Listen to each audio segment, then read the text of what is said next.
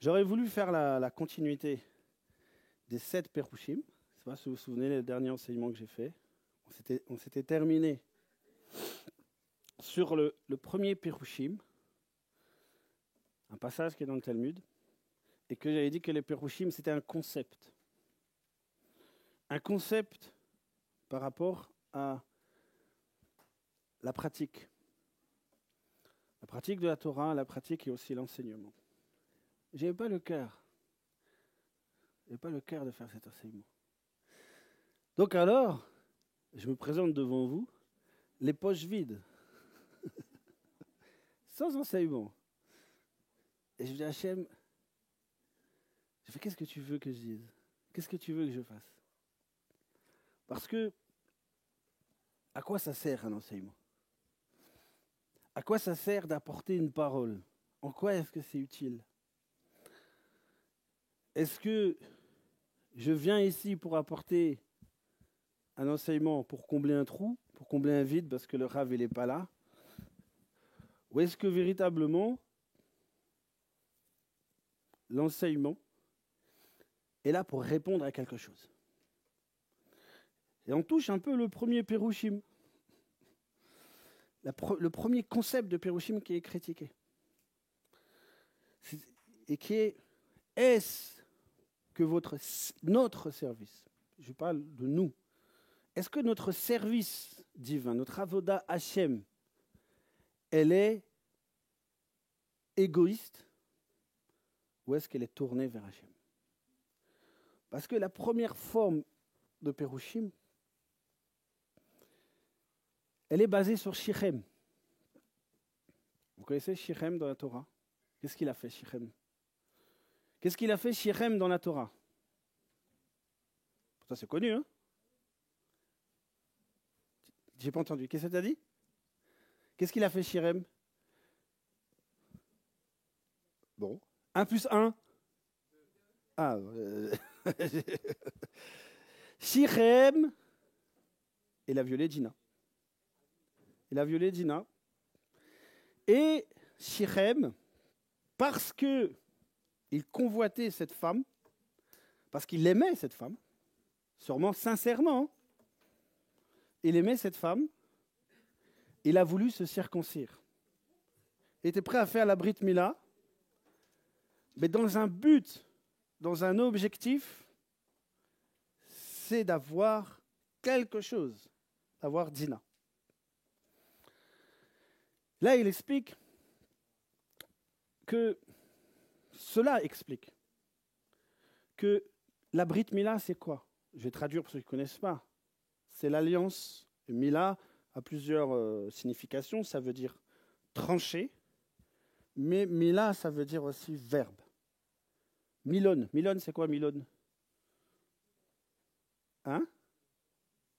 Dictionnaire. Des mots. L'alliance du verbe. Et je vais, par mon verbe, faire une alliance avec Dieu, mais pour assouvir un intérêt. C'est une très, très bonne question à se poser. Parce que en ce moment même, qu'est-ce qui se passe? Dans quelle période de l'année on est? On est, voilà, le Sephirat HaOmer. Sephirat HaOmer, c'est le conte du Homer en souvenir de l'offrande qui était offerte. Le Homer, c'est une mesure de la récolte d'orge, si je me souviens bien. Mais c'est surtout que, est-ce que vous êtes conscients que vous êtes encore en ce moment même dans un temps de fête? Ah, on dit que c'est un temps profane. Mais les sages, ils ont dit, il y a une époque en Israël, quand il y avait le Beth Amikdash, l'homme a apporté la nouvelle récolte d'orge au temple. Et il y avait une cérémonie, il y avait quelque chose de particulier. Et en souvenir de ce temps, il demande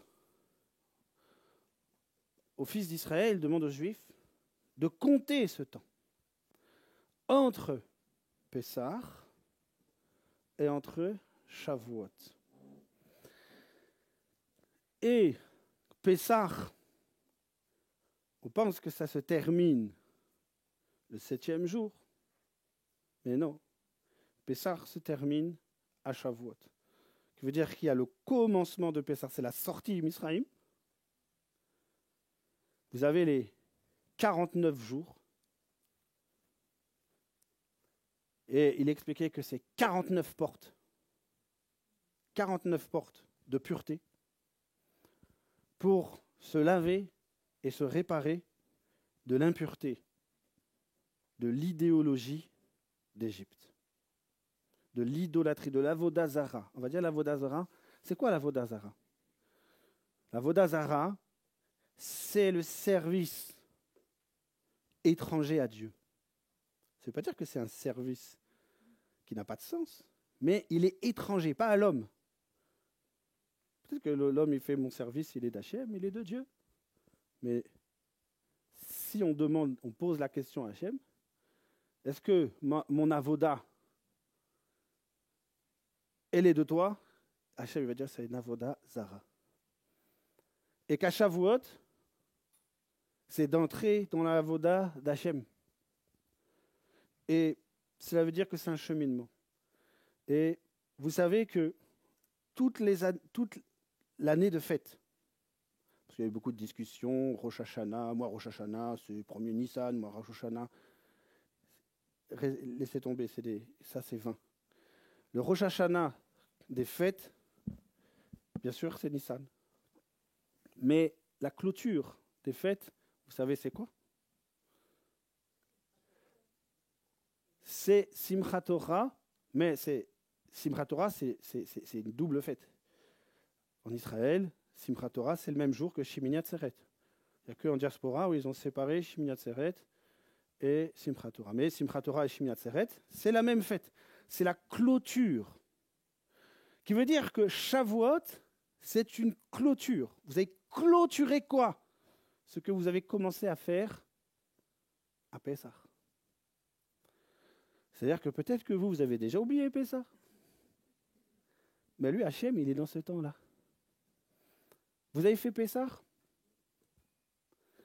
Vous avez fait Pessah? Qu'est-ce que ça représente Pessah pour vous? La sortie d'Égypte? Mais non, j'ai pas dit qu'est-ce que ça représente Pessah pour Israël ou pour les ancêtres d'Israël. Un juif, il va dire, qu'est-ce que c'est Pessah? Pessah, c'est quand nos pères sont sortis de la Avoda Zara d'Égypte, de l'esclavage, de la servitude. En plus, Avoda, c'est quoi? Esclavage. Esclave. Je suis sorti d'un service égyptien pour entrer dans un service divin. Mais pas n'importe quelle divinité. La divinité d'Hachem. Parce que qu'est-ce que Hachem il a dit? À travers l'histoire de Pessah, je vais vous révéler. Vous connaissez El Shaddai? Vos pères connaissaient El Shaddai? Et moi, je veux révéler le Yod et Vav E. Je veux vous révéler ce Yod et Vav E, et ce Yod et Vav E se révèle à travers ce que l'Éternel a accompli à Pessah. D'où que quand vous faites Pessah, c'est souviens-toi pour ceux qui choisissent. Vous n'êtes pas obligé de faire Pessah. Personne ne vous oblige. Hachem ne vous oblige pas. Mais il dit à ceux qui font Pessah. Vous savez que le jour de Pessah, il y a les fils d'Israël. Il y a aussi ceux qui sont les serviteurs d'Israël. Et il y a aussi les guérim, les étrangers. Hachem a dit, ceux qui lui est étranger, en plus, vous vous souvenez, pendant la fête de la séance de Pessah, on ouvre la porte à un moment donné et on dit que celui qui a faim vienne. Que celui qui a faim entre et mange la matzah. Et mange la matzah, donc un pain qui est là pour rappeler la délivrance rapide du peuple d'Israël, mais aussi une semence nouvelle. Une semence nouvelle par rapport au Hametz. Le Hametz, qui est une semence qui a vieilli. Pourquoi ? Parce que l'homme oublie. L'homme y oublie. Et pendant ce temps particulier, le peuple d'Israël se souvient que celui qui a délivré le peuple, c'est Hachem, mais que je suis issu d'une lignée. Je suis héritier d'une lignée. Je suis héritier de cette lignée qui a été délivrée, non pas seulement dans le monde physique, mais dans le monde invisible, de l'autorité de Pharaon. Qui veut dire que, vous savez, cette semence, cette sortie d'Égypte, elle se passe là. Ici, là. Et bien sûr, elle se passe là. Elle se passe dans le cœur et elle se passe dans l'intellect. Et qu'est-ce qui se passe à Shavuot ? Qu'est-ce qui se passe à Shavuot ? Shavuot est la fête d'une récolte aussi. On rentre, les agriculteurs vont rentrer toute la récolte d'orge dans les granges et ils vont se réjouir. Et qu'est-ce qu'ils vont faire quand ils vont se réjouir ? Ils vont dire merci Hachem. Merci Hachem. Ouais, pourquoi il est écrit ? Il y avait un riche, il a mis dans sa grange, il s'est dit, voilà, mon futur est assuré, j'ai pris le grain, j'ai mis dans ma grange, maintenant je peux, ce soir même, son âme sera redemandée. Pourquoi ? Parce que l'ingratitude de l'homme, l'ingratitude, les fêtes sont là pour rappeler à l'homme la gratitude. La gratitude, c'est pour ça que j'ai toujours le premier traité dans le Talmud de Babylone ou le Talmud de Jérusalem, le premier ordre, le premier seder, comme on dit, c'est Zévar. Zévar, c'est le traité de la semence, c'est le traité agricole. Et bizarrement, le premier traité qui est dans l'ordre de Zévar, donc de toutes les lois agricoles, c'est Brachot. Brachot, c'est quoi ? C'est les bénédictions. C'est, vous savez, ce qui est écrit dans le Sidour, là, ce qu'on a chanté, c'est dans le Talmud. Ce n'est pas été inventé, ce n'est pas tombé du ciel. Et le Talmud tire toutes ces prières du Tanakh. La Torah, mais aussi du Tanakh. Des Tehillim. OK ? Et pourquoi est-ce que, pendant ce temps, pendant cette compréhension de toutes les lois agricoles, ça commence par Brachot ? Parce que Brachot, qui veut dire bénir, c'est pas simplement « je te bénis Dieu », c'est d'avoir la conscience et la reconnaissance du don de Dieu. C'est pas très passionnant. Vous auriez peut-être préféré que je vous dise « Oh, on va vous délivrer aujourd'hui, vous allez recevoir une onction puissante. » Et là, alléluia. Ça m'intéresse. Bénir Dieu, ça dort. Ah bon, moi je ne sais pas. Ah, est-ce que tu veux bénir Hachem ? Non. Est-ce que tu veux aller réunion où tu vas avoir la fortune, l'argent, la guérison, tout ce que tu veux dans le monde matériel ? Ah oui. Est-ce que tu veux un peu plus de Torah ? Ouais, tu comprends, la Torah c'est bien, mais à condition que ça me donne quelque chose. Le premier pharisien. Ah bon, donc, vous savez, peut-être qu'il y en a qui se moquent beaucoup des pharisiens. Ah, moi, je ne suis pas un pharisien, pérouchim. Parce que moi, je suis de l'esprit et je fais blablabla, bla, bla, bla, et je suis de l'esprit et j'ai les dons de l'esprit. Je ne suis pas un pérouchim. Tu n'es pas un pérouchim. Mais les choses que tu fais, est-ce que tu les fais pour toi ou tu les fais pour Hachem ? C'est ça. Et même ce que le Mashiach était en train d'enseigner. Et que les pérouchim, qui veut dire celui qui se met à part pour Dieu, donc ce n'est pas un niveau spirituel, ce n'est pas celui qui vit dans la débauche. Le Pérouchim, c'est celui qui se met à part. C'est une spiritualité. C'est celui qui se dit, je suis consacré à Dieu. Et la première chose qu'il dit, il fait, et qui cite dans Ésaïe, vous m'honorez avec la bouche, mais votre cœur est éloigné de moi. Vous savez, je pense qu'il est préférable pour Hachem que tu fermes ta bouche et que ton cœur soit proche de Dieu. Et si on peut enseigner quelque chose, parce que peut-être que parmi vous, Shavuot, c'est quand cette année, Shavuot? C'est quelle date? D'accord? C'est quel jour? Est-ce que tu as posé ta journée? Est-ce que tu as posé ta journée pour ce jour? Ah? Est-ce que ce jour-là, Mikra Kodesh, c'est quoi Mikra Kodesh? Les temps qui me sont réservés. Ah non, je ferai après travailler. Après travailler, si tu veux, je ferai Shavuot, Alléluia, je vais lire acte 1, 2, et ça y est, j'ai fait. Merci Hachem. J'ai fait. T'as rien fait. Mikra Kodesh, c'est-à-dire que c'est un mouvement de corps, d'âme et d'esprit. Si tu fais le Sephirat à Homer, si tu comptes le Homer, déjà, quand tu comptes le Homer, avant que tu fasses la bracha, tu dois dire dans ton cœur, dans ta tête, Éternel, je veux accomplir une mitzvah. C'est pas, je suis en train de jouer, je fais. Je veux accomplir cette mitzvah, pourquoi?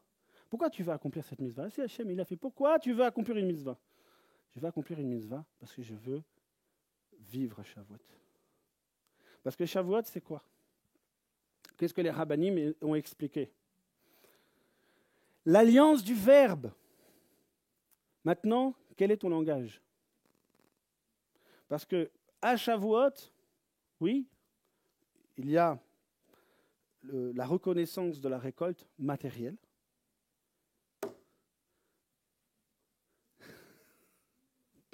C'est premier rang, hein. Attention.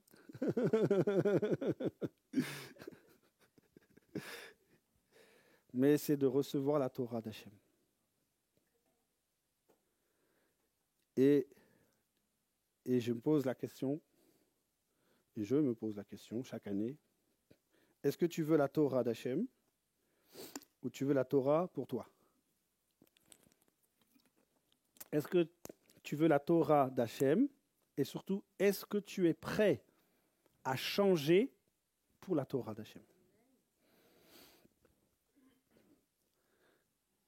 Est-ce que tu es prêt à changer pour la Torah d'Hachem?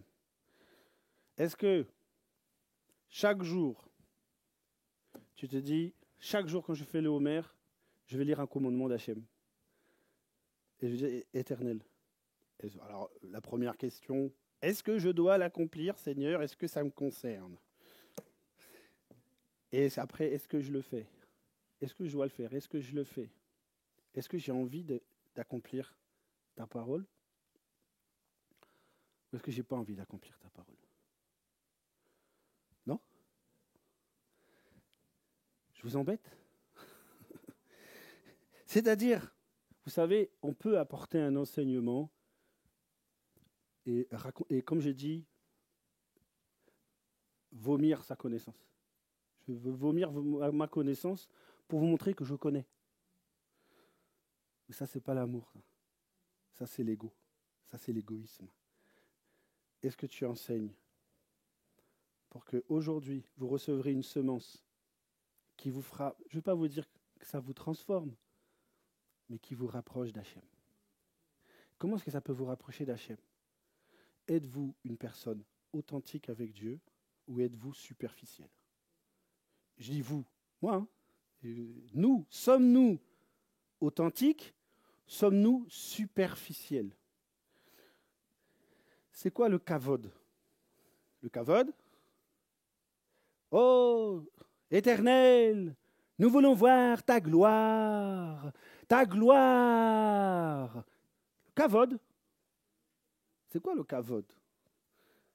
C'est pas un souffle. Et puis... C'est ça le kavod. Vous voulez résumer le kavod d'Akadosh Baruch Hu, des pères d'Israël, le Dieu d'Abraham, d'Israël et de Yaakov, à du n'importe quoi. à la légèreté, à l'émotionnel. Et on va utiliser un verbal et on va dire à la génération, c'est ça. Ça, c'est Dieu, ça. Et je crois qu'il n'existe pas, Dieu, en fait. Je crois qu'il existe dans votre tête, dans votre cœur, mais je ne vois pas Dieu. Moi, personnellement, si un jour, quand mes enfants seront grands, ils me disent, papa, depuis tout petit, je te vois, s'ils me disent, je ne vois pas Dieu dans ta vie, je vous assure, je deviens athée. Je deviens athée. Parce que le plus important, ce n'est pas simplement lui apprendre une liturgie, ou lui apprendre un concept, c'est de semer l'existence de Dieu, le nom d'Hachem dans le cœur. C'est-à-dire que quand il arrivera un événement, vous savez que quand vous avez un événement, vous allez avoir un accident, vous allez avoir quelque chose, quelle est la première pensée qui va surgir? Hachem, sauve-moi. C'est ça que je veux que mes enfants aient. Le premier danger, les premières choses, Hachem, intervient! Et le kavod, la gloire de Dieu, c'est quoi le kavod? C'est celui qui est dans son cœur qui respecte Dieu, qui respecte son nom. Maintenant, on va galvauder des terminologies, on va faire une logorée théologique de tout et n'importe quoi. Mais est-ce que ça a un impact dans la vie des personnes? Qu'est-ce qu'on est en train de faire? Qu'est-ce qu'on est en train de montrer à la jeunesse? Soit frivole, soit irrespectueux. Hey, papa, tu parles de Dieu, mais ouais, non, mais je ne vois pas Dieu dans ta vie.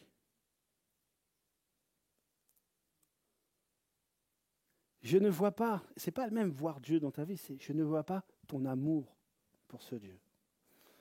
Je vois ton amour pour tes passions, je vois ton amour pour tes ceci, je vois ton amour pour cela. Mais je ne vois pas ton amour pour Hachem. Et ne croyez pas que vous allez dans un endroit, dans n'importe quel lieu, et vous amenez vos enfants comme ça. Et j'ai rempli ma mission. Ici, c'est zéro. Ce n'est pas ici qu'on fait notre boulot. C'est tous les jours. Est-ce que tu pries avec tes enfants? Est-ce que tu lui parles d'Hachem? Est-ce qu'il voit vraiment ce désir? Est-ce qu'il te voit louer Hachem quand tu es chez toi? Pas pour demander de l'argent, pas pour demander quand tu as un problème. J'aime louer Hachem parce que j'aime Hachem. Vous savez, le Melech, David a Melech, effectua le royaume d'Israël. Tout ça, pourquoi tu m'as donné tout ça? Moi, quand j'étais dans mon champ avec ma harpe, j'avais tout ce qu'il me fallait. Détaché de l'ambition, détaché du matérialisme, détaché, pourquoi? Parce qu'il aimait Hachem. Et surtout que dans sa vie privée, quand il était en train de garder ses brebis, il a découvert Hachem. Et il a su que c'était une vérité. Il a découvert que c'était une vérité. Ce n'est pas un slogan. C'est pas, comment dire, ce n'est pas quand je dis une logorée verbale, c'est-à-dire seulement un discours. Et blablabla. Je ne suis pas en train de me moquer du don des langues, mais je veux dire, les gens qui disent des choses, qui parlent, qui disent, donne-moi une parole. Pas 50 000 personnes, pas de paroles de contexte, de théologie, de ceci, de cela, des mots qui ont ni queue ni tête. Quand tu arrives, ok, pose-toi là, ok, ça veut dire quoi ça? Que les gens vont dire, non mais tu sais, en fait je ne me suis jamais posé la question. Que je suis en train de dire des choses, je ne sais même pas ce que ça veut dire. Donc ce n'est pas, vous savez, l'alliance, la Brit Mila, la vraie Brit Mila. Le jour où la personne, elle donne son cœur à Hachem. Ce n'est pas un intellectuel, ce n'est pas quelqu'un qui connaît tout par cœur. Ce n'est pas quelqu'un qui sait tout par cœur. C'est-à-dire que s'il y a un Dieu, il y a un Créateur, je veux le connaître. Je veux te connaître toi. Qui veut dire que si, à la base et à l'origine de ton avoda, ce n'est pas de connaître Hachem, ce n'est pas de connaître le Dieu véritable, sache que tu es un Pérouchim. Et que tu fais ça, non pas pour le kavod d'Hachem, tu fais ça pour ton kavod à toi. pour qu'on dise de toi, oh, cet homme, il est spirituel. Cette femme, elle est spirituelle. Oh, il y en a qui vont convaincre des gens parce que ça va élever leur ego en disant, je suis spirituel, je suis vraiment proche de Dieu parce que regarde, je convainc les gens. Mais c'est pas ça. Vous savez, il y a plein de gens qui convainquent plein d'autres gens et je peux vous dire qu'il n'y a rien de Dieu là-dedans. Regardez la politique. Il y en a, ils sont convaincus. Il y a des militants qui sont prêts à faire des choses que nous, on ne serait même pas prêts à faire.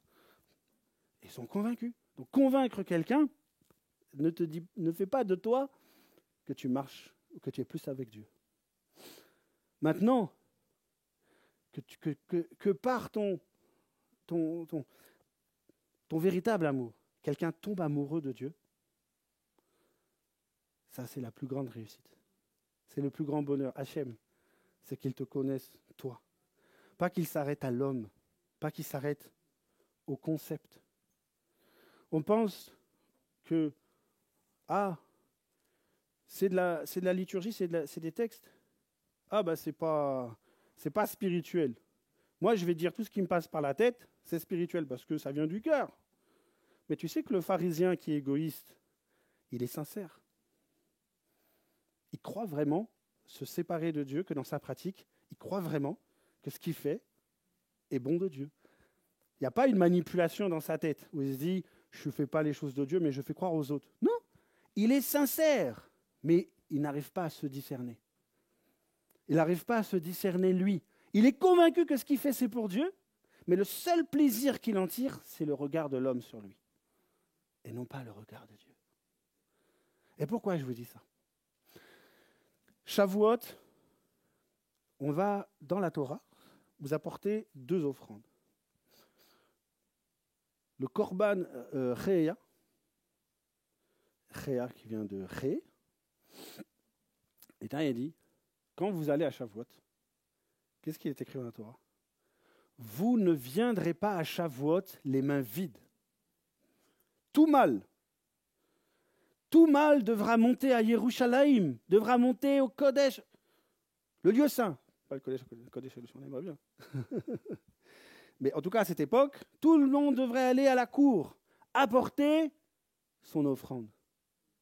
Alors, je vais te poser une question. Est-ce qu'en ce moment-là, tu es en train de préparer ton offrande pour Shavuot ?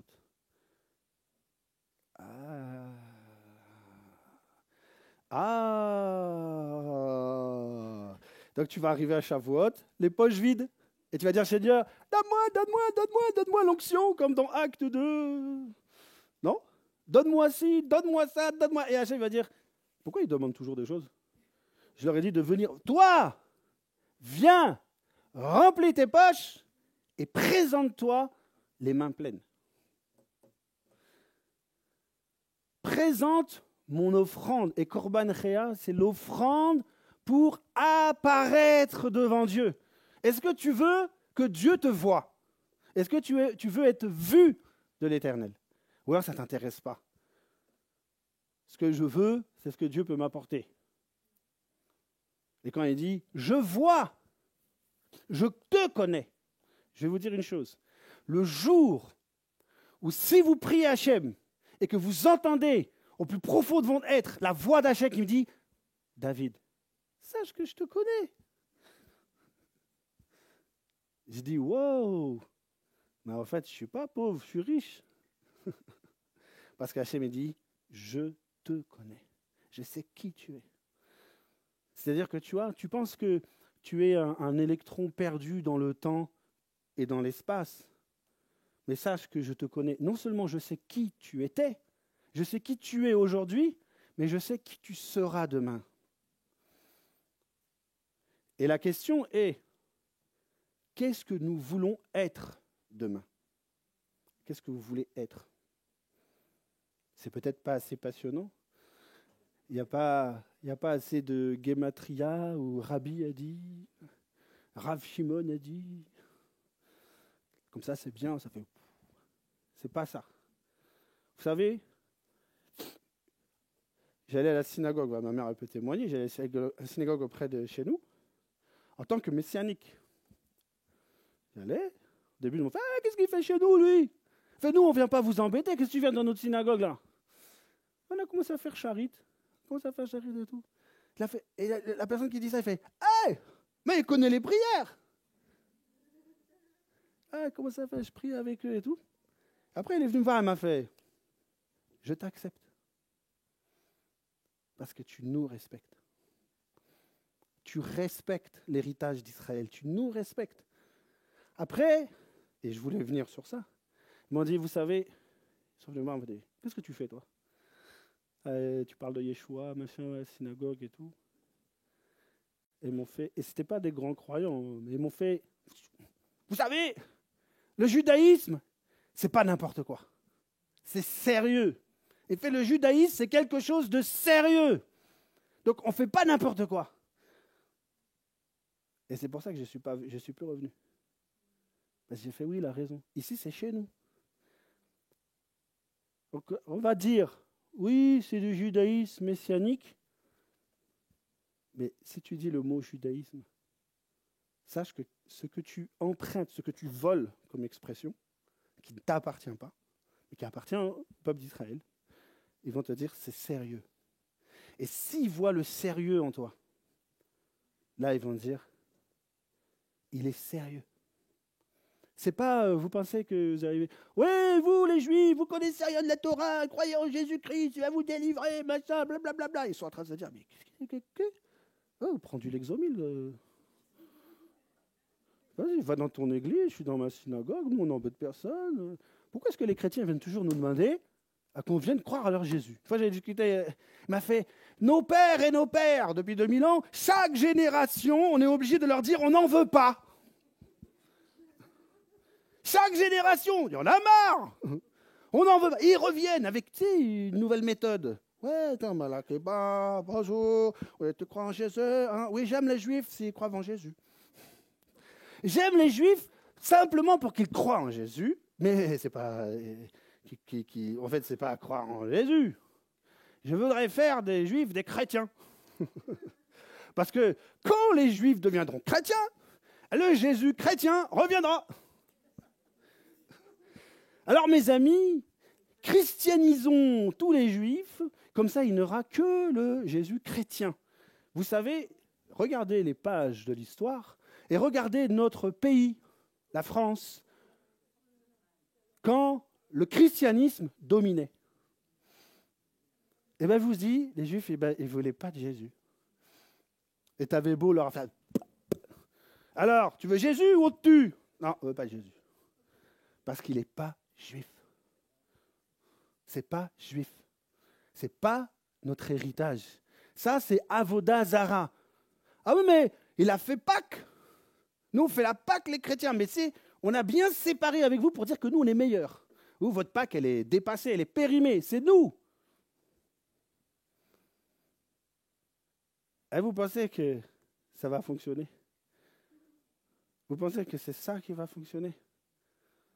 Moi, je me pose la question. Vous aimez Jésus? Parce que vous savez, et vous savez, si je dis Jésus, pour ceux qui me connaissent, je ne fais pas Yeshua. Mais tu vas dire Yeshua, ils vont dire oui, Jésus. Oui. Ouais, tu peux le dire en anglais, en espagnol, tu le dis en hébreu, c'est bien, c'est bien. Mais moi, je vois Jésus, moi. Vous êtes chrétien, c'est bien.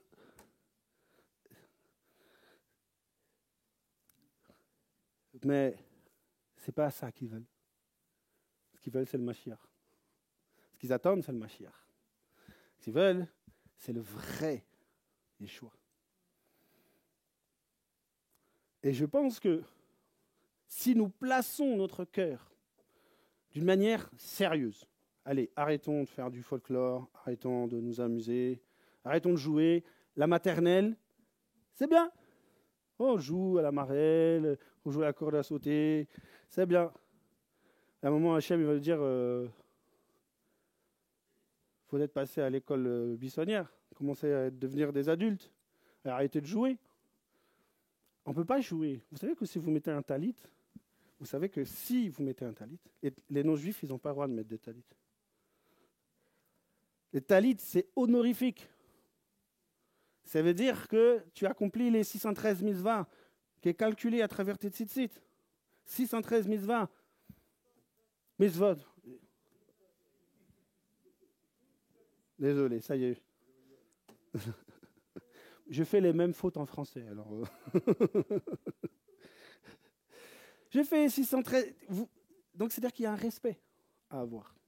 Toi, tu as dit, mais si tu ne veux pas respecter les 613 mitzvot, personne ne t'a demandé de prendre un talit. Hein. C'est vrai? Non, on va mettre la kippa, la talit, on va arriver, vous savez, on aime les juifs, mais il faut que tu crois en Jésus parce que sinon tu vas en enfer. Mais c'est pas un peu pareil que les catholiques? Non, c'est pas pareil. Bon, nous, eux, ils ont des statuts, nous, on n'a pas de statuts, mais dans le fond, si tu crois pas en Jésus, tu vas en enfer. Hein.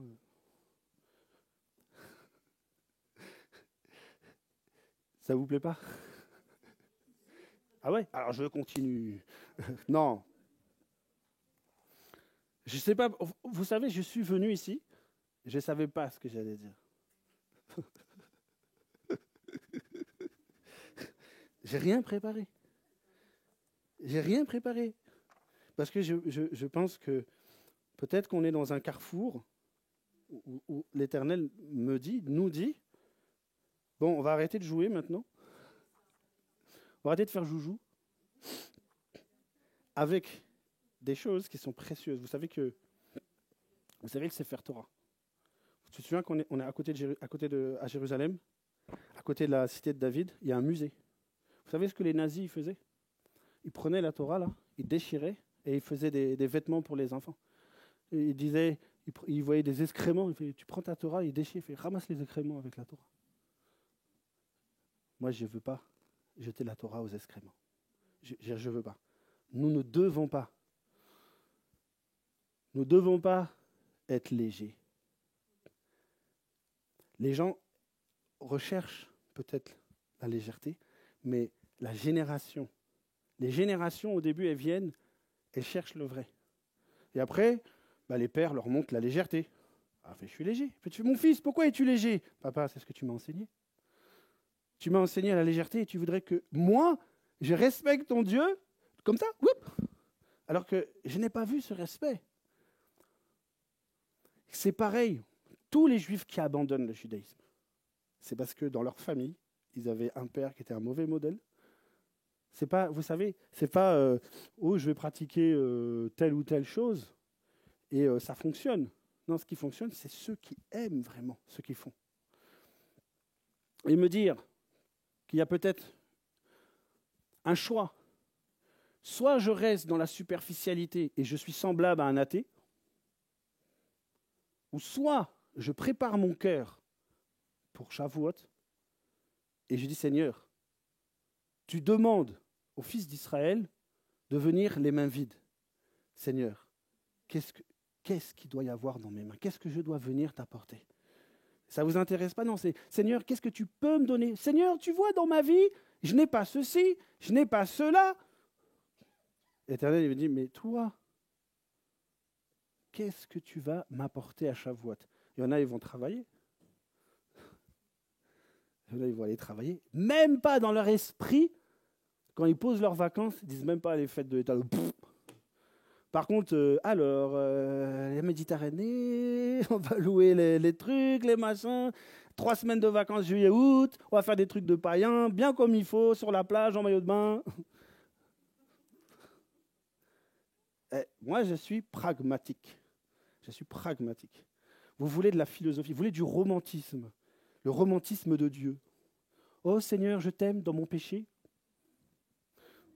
Je t'aime, j'en ai tellement rien à faire de toi que quand je viens à Shabbat, il me faut au moins 1 heure pour que je me dise pour sortir mon esprit.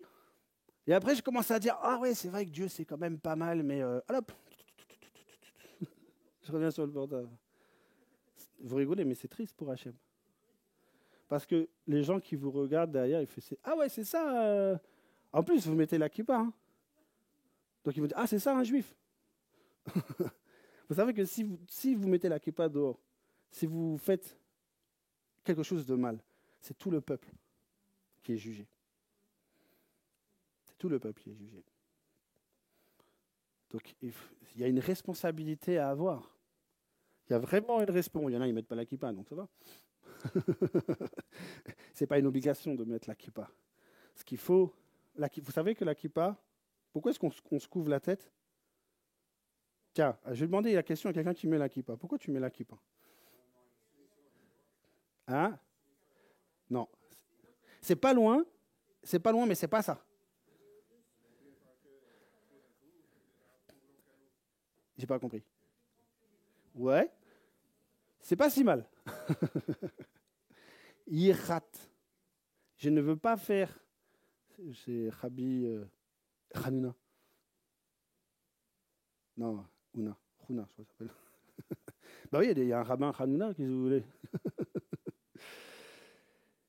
Je ne peux pas faire 3 pas sans oublier la crainte de Dieu. Mais on peut mettre la kippa et ne plus avoir la crainte de Dieu. Et c'est ça ce que on pourrait appeler petit à petit le pérouchim, c'est de garder le discours, de garder la forme, mais ne plus avoir le cœur. Et pourtant, il dit, veille sur ton cœur. Elle est ta source de vie. Hein? Alors, tu n'as pas compris ce que j'ai dit. Pérouchim, j'ai dit que c'était un concept. C'est un concept intellectuel de critique. Pérouchim, c'est pour ça que donc, les 2 cours que j'ai fait avant, en fait, si jamais, je ne vais pas t'imposer, mais si tu réécoutes, j'avais expliqué que pourquoi est-ce que dans le Talmud il parle des 7 pérouchim? Parce qu'en fait, c'est un concept pour t'apprendre quelque chose. On ne critique pas des gens, on n'est pas en train de critiquer un mouvement religieux. C'est ça qu'il faut réussir à comprendre. C'est-à-dire que, et c'est pour ça que Yeshua, il ne parle pas des Esséniens. Il répond à une question aux Sadducéens, mais à chaque fois, Pérouchim, les Pérouchim, parce qu'au Pérouchim, ils représentent, ils symbolisent ceux qui disent, nous, on se sépare. Je crois que la paracha, c'est Kedushim. Nous, on se sépare, on est plus Kadosh, et en fait, le concept, c'est qu'il a dit, voilà, vous vous séparez dans des choses, mais petit à petit, vous avez on va dire, une exigence sur des détails, et même sur des choses que Dieu ne demande pas, vous allez au-delà, et que ça tourne au ridicule. C'est ça qu'il explique. Et ça tourne même au ridicule. Pourquoi? Parce que le plus important, c'est que dans notre pratique, c'est-à-dire que nous, moi je peux être un pérouchim, je peux découvrir qu'en moi, il y a un concept pérouchim et je me retrouve dedans. C'est ça le truc. C'est quand il parle, il fait les pérouchim ceci, pérouchim cela. Alors on est toujours en train d'accuser les autres. Oh, moi je suis pas comme ça. Mais celui qui lit le truc, il se pose la question, suis-je un pérouchim devant Dieu? Quelqu'un qui se dit devant Dieu, je me sépare, vraiment je veux me séparer de toi, je veux pratiquer la Torah comme toi, machin bidule. Et en fait ton cœur, il n'est pas vrai. Et ils l'ont détaillé sur 7 points particuliers. C'est-à-dire que nous sommes notre premier menteur. Des fois, nous nous mentons à nous-mêmes. Et c'est pour ça qu'on n'aime pas le regard des autres. Parce que le regard des autres, il va regarder, il va faire, mais en fait, tu dis ça, mais tu fais le contraire. Mais on ne s'en rend pas compte. Je ne sais pas si tu vois à peu près. Le pérouchim, c'est une méthode. C'est une méthode talmudique d'enseignement, en fait, pour éveiller la conscience de la personne. C'est pas, et on en a fait un outil antisémite pour persécuter le peuple d'Israël dans la Besora Tova. C'est ça qu'il faut essayer de comprendre. Donc, dans le sens en disant, mais est-ce que Yeshua était antisémite? Et on pense qu'il n'y a que dans la Besora Tova qui critique les pérouchim. Non, le Talmud aussi critique les pérouchim. Le concept du pérouchim, de celui qui va... Voilà, ce que j'ai déjà expliqué. Alors, qu'est-ce que je disais avant qu'elle me pose la question? J'ai répondu. J'ai dit que c'était pour la crainte de Dieu, pour ne pas oublier la crainte de Dieu, en fait. Donc, c'est vrai qu'il faut... Vous savez qu'il y a une bracha qu'on met là qui voit. La couronne d'Israël.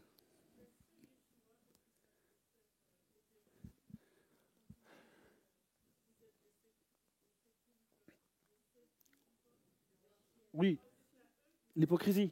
Ouais. Alors, il me semble, je ne sais plus si je l'avais expliqué au dernier enseignement, mais il me semble que j'en avais parlé, le dernier enseignement que j'avais fait, sur l'hypocrisie. Et d'ailleurs, pourquoi est-ce que Yeshua il utilise le mot hypocrite? Parce que c'est le comédien, en fait. C'est le comédien.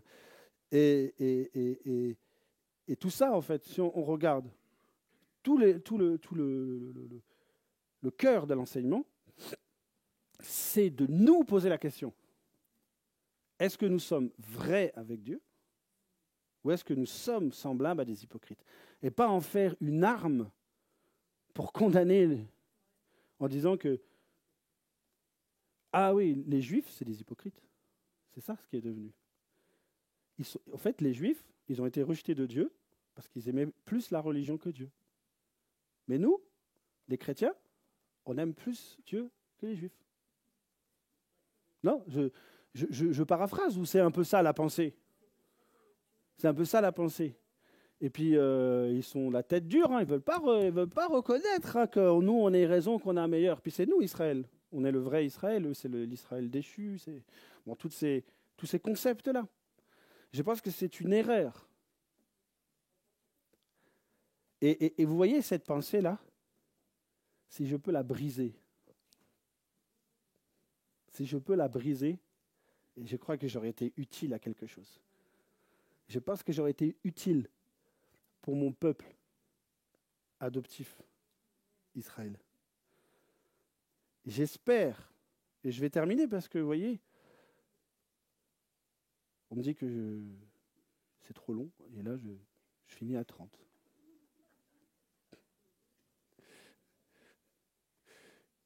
Alors, vous pourrez, et si vous voulez faire quelque chose pour moi, faites une bonne table de Shabbat, c'est midi. Je vais terminer sur un passage, et je voudrais vous donner des leçons à faire, des devoirs à faire. On va regarder dans Néhémie, chapitre 10. Je fais un pacte avec Dieu. J'ai fait un pacte avec Hachem. Si j'enseigne pour mon ego, je ne veux plus enseigner. Si j'enseigne pour flatter mon être, je ne veux plus enseigner. Ça ne m'intéresse pas. Moi, j'ai un métier, j'ai une vie, j'en ai rien à faire. Si je suis venu ici, là, c'est pour servir Hachem et c'est pour vous. Et je me suis placé devant Hachem, il y en a marre des faux. Il y en a marre du toc. Non, on veut du vrai. Des gens qui aiment Dieu pour Dieu. Pas pour un salaire, pas pour avoir la quête, pas pour avoir de la parnassa, la tzedaka. Vous savez, Israël, c'est le cœur de l'homme, il est pareil chez les juifs que chez les non-juifs. Hein. Faut pas croire, ils ont les mêmes combats, les mêmes luttes. Il y a le même Yetzer Hara. Alors, on va voir si je ne me suis pas trompé de référence. Et on va revenir sur Shabbat.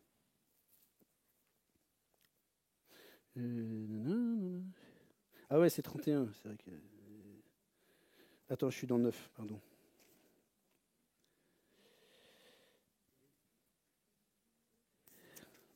Alors, 10, 31 ou 32? Parce que ça dépend des... Je ne sais pas pourquoi il y a une différence de versets entre les deux, mais c'est pas... Alors, allez. Et le reste du peuple, les prêtres, je suis à 29. Les Lévites, les portiers, les chanteurs, les serviteurs du temple, tous ceux qui s'étaient préparés des populations des pays pour se railler à la loi de Dieu. Leurs femmes, leurs fils et leurs filles et tous ceux qui étaient capables de comprendre se joignirent à leurs frères, les personnages notables, et s'engagèrent par un serment solennel à suivre la loi de Dieu, la Torah d'Hachem, qui avait été donnée par la voix de Moshe, serviteur de Dieu, à observer et pratiquer tous les commandements de l'Éternel, notre Seigneur, ses statuts et ses ordonnances, à ne pas marier nos filles avec les populations païennes du pays et ne pas faire épouser leurs filles par nos fils, et au cas où les populations du pays viendraient débiter des marchandises et des denrées quelconques le jour du Shabbat, à ne rien leur acheter ni ce jour, ni les autres jours consacré à laisser la 7e année chômer. Donc ça, c'est la Shemitah. Et périmer nos créances. Est-ce que vous avez compris ce que j'ai dit? Parce que je n'ai pas très bien lu. Il est dit, parce que c'est la fin, j'ai les 30 et 29. Il est dit à tous ceux qui veulent pratiquer la Torah de Dieu. Si tu ne veux pas pratiquer la Torah, il n'y a pas de problème. Enlève juste ta kippa. Et sois honnête avec toi-même. Va jouer aux boules, faire autre chose.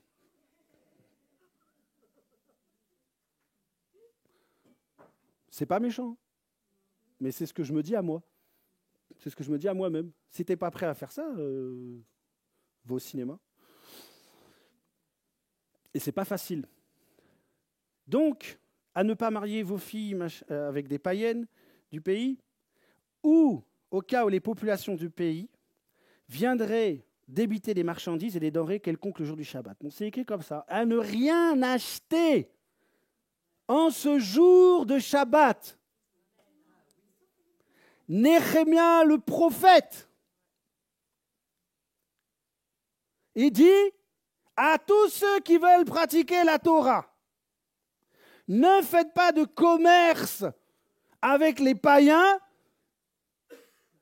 le jour du Shabbat. Alors, c'est écrit qu'une seule fois dans le Tanakh. Mais d'où Néhémie il sort ça? Est-ce que ça concerne que cette génération? Ou alors c'est quelque chose qui existe, qui est enseigné au sein d'Israël? Vous ne ferez pas des commerces. Pourquoi aller au restaurant un Shabbat? Pourquoi toucher l'argent? Pourquoi faire des commerces en mon jour saint et sacré, dit l'Éternel? Dans ma maison, dans ma maison de prière. Qu'est-ce que disait Yeshua? Ne faites pas de la maison de mon Père. Alors, ne faites pas de votre corps si vous voulez respecter ce jour. Je ne dis pas si vous ne voulez pas respecter ce jour, faites votre vie. Mais si vous voulez respecter la loi de Dieu, pas la loi des hommes, la loi de Néhémie, du prophète Néhémie. À part si on peut dire, non, et on peut discuter, alors pour ça que je vous dis, ne me croyez pas, mais méditez dans votre cœur, dans votre pratique de Shabbat. Ce qui veut dire, en ce jour, faites une bonne table. Invitez un ami qui aime Dieu. Il ne pourra pas avoir de discussion profane. Faites une bonne table. Faites un repas. Amenez vos enfants, même s'ils ne connaissent pas Shabbat. Même s'ils n'aiment pas. Invitez-les. Mangez et réjouissez-vous, parce que c'est le jour du Seigneur.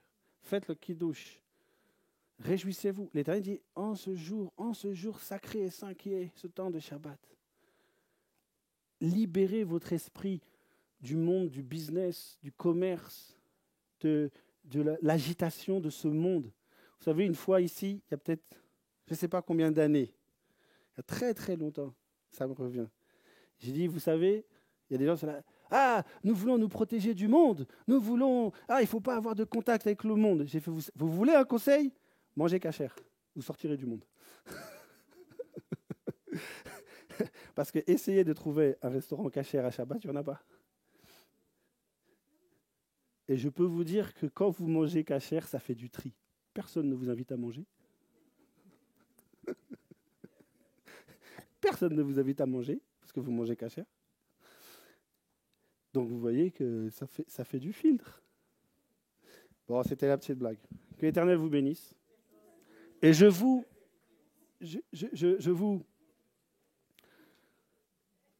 adjoint, je vous conseille, préparez vos cœurs pour Shavuot. Ne pensez pas que ça va tomber. Parce que, je terminerai sur ça, parce que c'est vrai que je n'ai pas terminé sur Shavuot. C'est, tu vois, le week-end de l'Ascension, c'est le lundi et le mardi, il me semble. Ouais. posez vos journées. Vous savez dans le yeshiva, là, yeshiva TMPI, je devais faire un enseignement sur la liturgie et je n'ai pas fait. Vous savez pourquoi je n'ai pas fait? J'attends qu'il y ait des frères et des compagnons de route.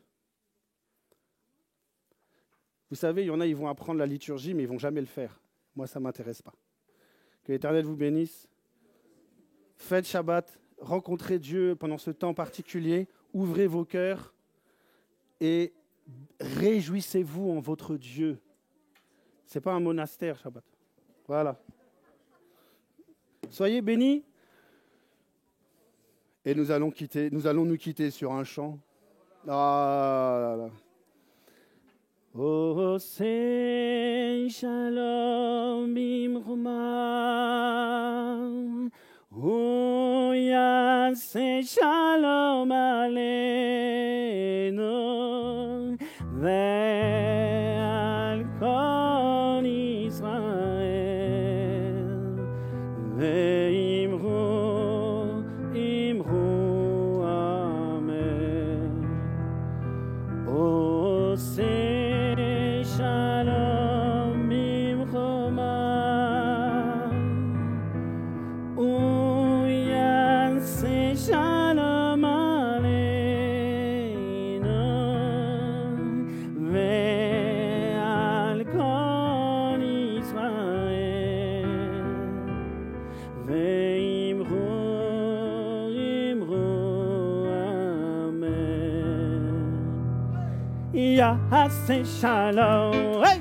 Ya'aseh shalom, shalom aleinu ve'al kol Yisrael. Ya'aseh shalom, ya'aseh shalom, shalom aleinu ve'al kol Yisrael. Ya'aseh shalom, ya'aseh shalom, shalom aleinu ve'al kol Yisrael.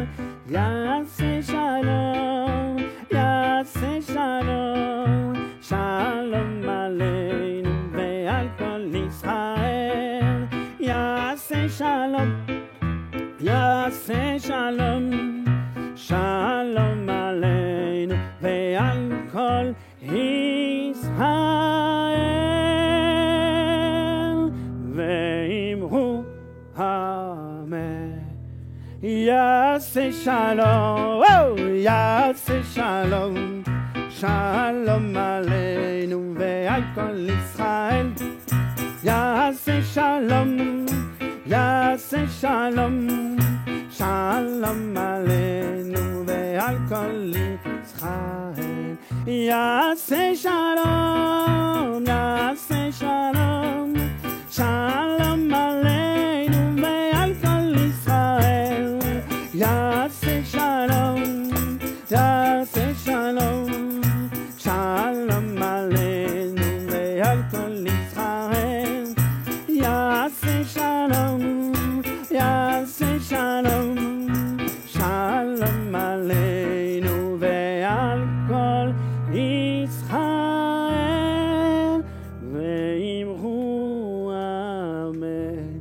Soyez dans la joie, faites un bon repas de joie, bénissez Hachem, mangez de bons mets bien cachers, bénissez vos enfants, chantez avec vos enfants, louez l'Éternel avec vos enfants.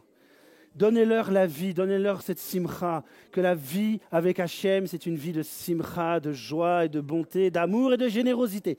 Soyez bénis.